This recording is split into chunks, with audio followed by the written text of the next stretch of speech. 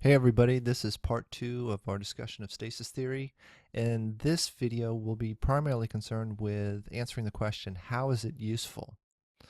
And I'm going to answer that in two parts. First, stasis theory helps you analyze a debate with greater precision and determine the points at issue and how you might engage them. Second, stasis theory entails a method for classifying and supporting claims. This will be so that's it's both analysis and production.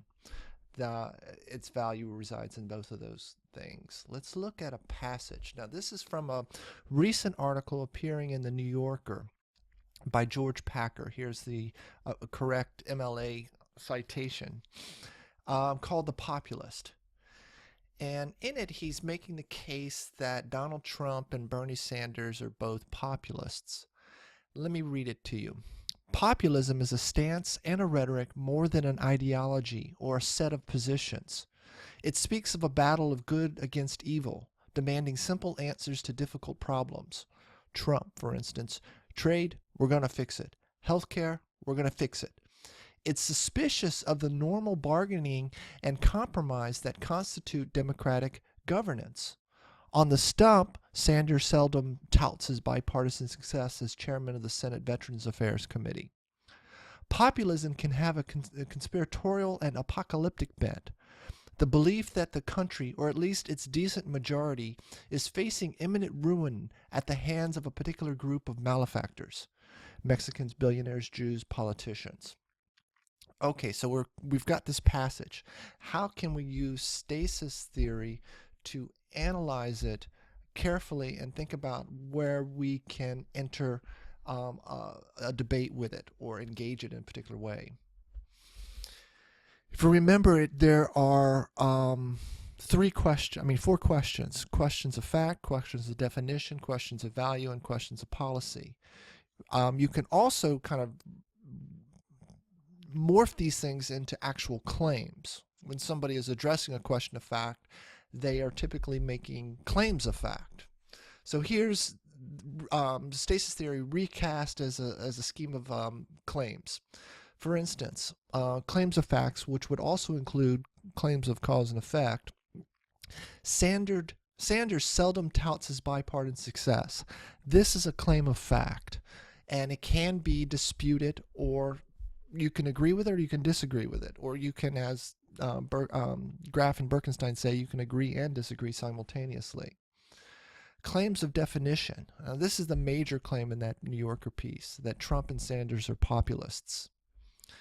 Claims of value, which have to do with, the good or bad. Is something good? Is it bad? This is actually from a later sentence in that same article.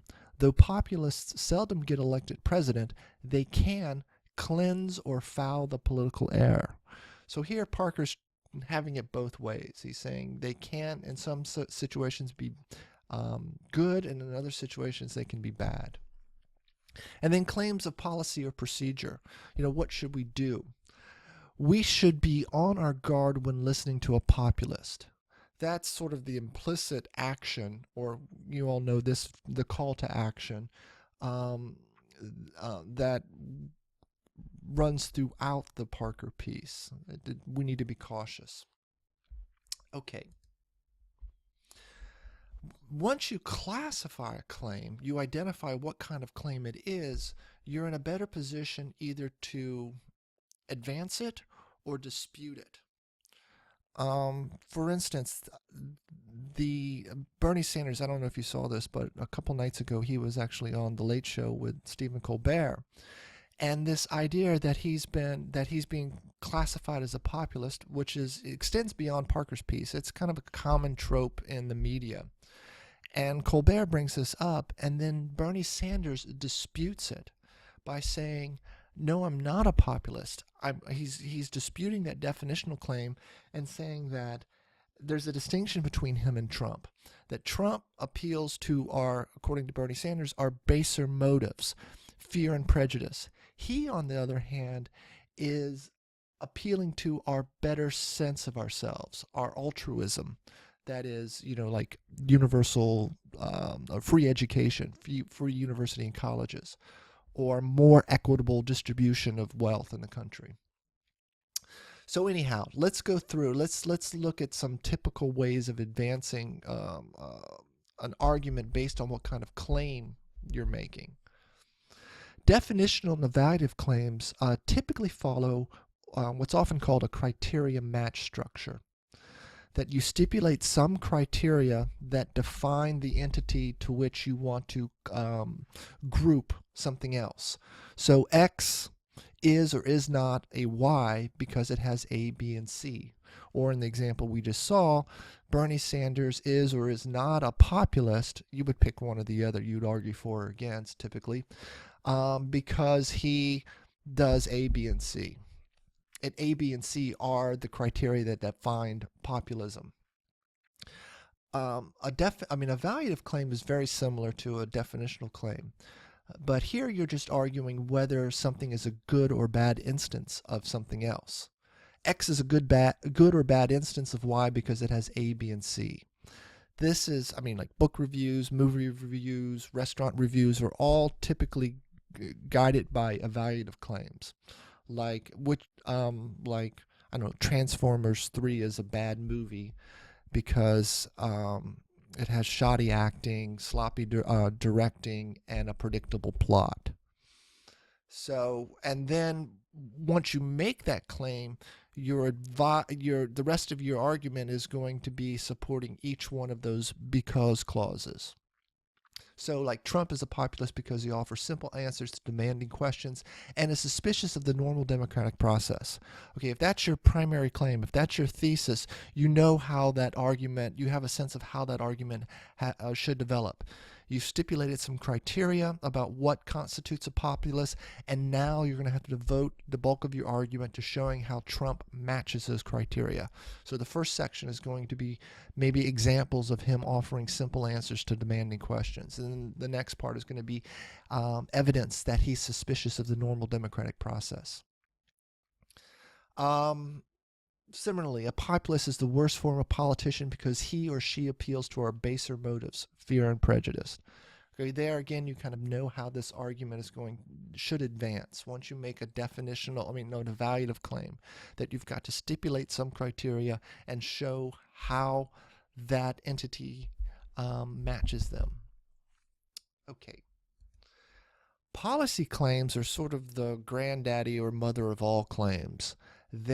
Almost any piece, if it doesn't have an explicit policy claim, it often has an implicit one. Like Parker never says that we should be on our guard when listening to a populist, but that's kind of the gist or the implication of his argument.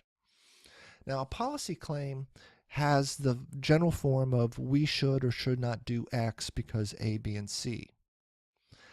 The A, B, and C are typically other kinds of claims. They're either factual claims, definitional claims, or evaluative claims.